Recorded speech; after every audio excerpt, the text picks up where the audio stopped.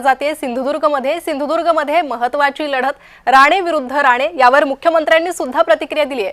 सुरेश, सध्या काय वातावरण आहे सिंधुदुर्गातलं? आमचे प्रतिनिधी सुरेश कौलगेकर अधिक माहिती देत आहेत। सुरेश, निश्चितच बघितलं तर सिंधुदुर्ग जिल्ह्यात सध्या राणे विरुद्ध राणे ही लढत आहे ती पाहायला मिळते।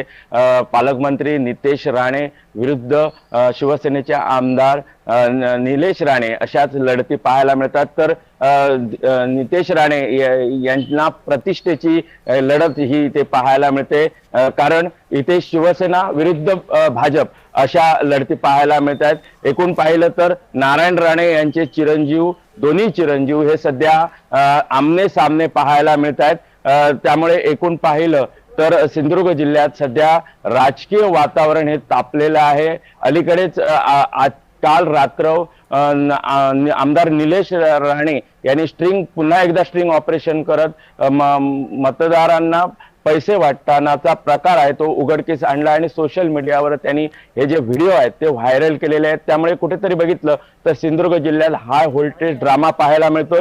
मी आता एका मतदान केंद्रावर आहे आणि इथे बघितलं तर सकाळपासून मतदानाचा जो हक्क मोठ्या प्रमाणात सध्या मतदार आहेत ते बजावताना दिसत आहेत। आपल्या समेत काही मतदार ही आहेत, आपण त्यांच्याशी संपर्क साधूया। मला सांग, तू आज मतदानाचा हक्क बजावलायस, काय बोलशील? माझं हे दुसरं मतदान होतं। वेंगुर्ल्यामध्ये ज्या प्रकारे आरोग्य सेवा जी आहे ती चांगल्या प्रकारे व्हावी म्हणून एक मतदार म्हणून आपला जो हक्क आहे तो आम्ही आज मतदान करून चांगली आरोग्य सुविधा मिळेल याबाबत आमची अपेक्षा आहे। निश्चितच आपल्या समेत काही अन्य मतदार आहेत। सर, मला सांगा, आज तुम्ही मतदानाचा हक्क बजावलाय, काय सांगाल? लोकशाहीचा हा उत्सव असतो। नक्कीच आता आपण ही जी निवडणूक झालेली आहे, खरं तर नगर परिषद निवडणूक बऱ्याच काळानंतर होते आहे आणि याच्यामध्ये अनेक पक्षाच्या लोकांनी वेगवेगळी आश्वासनं दिलेली आहेत आणि वेंगुर्ल्यामध्ये स्वच्छ नगर परिषद, स्वच्छ वेंगुर्ला हे जरी मागच्या कामात झालेलं असलं तरी अजून बरीच कामं शिल्लक आहेत।